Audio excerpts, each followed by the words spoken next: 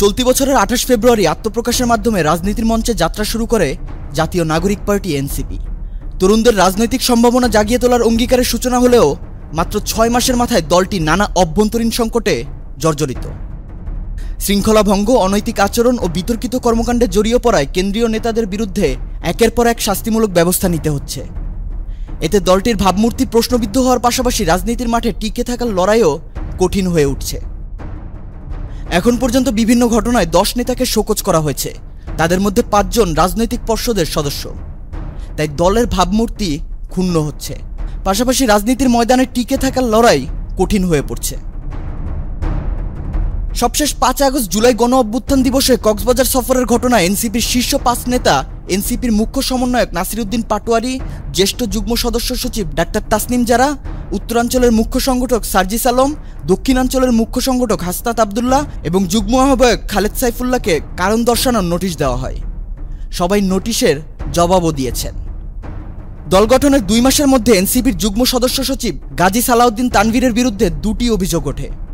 একটিতে ডিসি নিয়োগে তদবির ও হস্তক্ষেপ, অন্যটিতে এনসিটিবির বই ছাপার কাজে কমিশন বাণিজ্যে জড়িত থাকা। এই ঘটনায় ব্যাপক সমালোচনা হয়। তারপর তাকে দল থেকে সাময়িক অব্যাহতি দেওয়া হয়। পাশাপাশি তানভীরকে দল থেকে কেন স্থায়ীভাবে বহিষ্কার করা হবে না তা জানাতে বলা হয়। এরপর থেকে তিনি আর দলে সক্রিয় হননি। গত মে মাসে সমন্বয়ক পরিচয় মব সৃষ্টির ঘটনায় পুলিশ ৩ ব্যক্তিকে আটক করে। পরে তাদের ছাড়িয়ে আনেন এনসিপির জ্যেষ্ঠ যুগ্ম মুখ্য আহ্বায়ক আব্দুল হান্নান মাসুদ। এ ঘটনায় ব্যাপক সমালোচনা হলে তাকে কারণ দর্শানোর নোটিশ দেওয়া হয়। তিনিও ভুল স্বীকার করেন, আর ভুল করবেন না বলে অঙ্গীকার করায় কারণ দর্শানোর নোটিশ প্রত্যাহার করে এনসিপি। মে মাসে এনসিপির যুগ্ম সদস্য সচিব জয়নাল আবেদিনের বিরুদ্ধে দৈনিক জনকণ্ঠ পত্রিকার কার্যালয়ে বিশৃঙ্খলায় জড়িত থাকার অভিযোগ ওঠে। তার কাছে এর কারণ ব্যাখ্যা চেয়ে চিঠি দেওয়া হয়। গত ৯ জুন চট্টগ্রামের আনোয়ারা উপজেলায় এনসিপির ঈদ পুনর্মিলনীতে দলটির কার্যনির্বাহী সদস্য ও বেসরকারি কারা পরিদর্শক জুবাইরুল আলম বলেন, আমাদের চেয়ে বড় মাফিয়া নেই। এই বক্তব্যের কারণে তাকে কারণ দর্শানোর নোটিশ দেওয়া হয়। এরপর ১৭ জুন এনসিপির যুগ্ম আহ্বায়ক সরোয়ার তুষারকে কারণ দর্শানোর নোটিশ দেয়।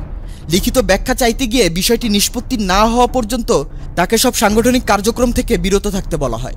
তুষার ব্যাখ্যা দিয়েছেন, তবে এই বিষয়ে এখনও চূড়ান্ত সিদ্ধান্ত জানায়নি দল।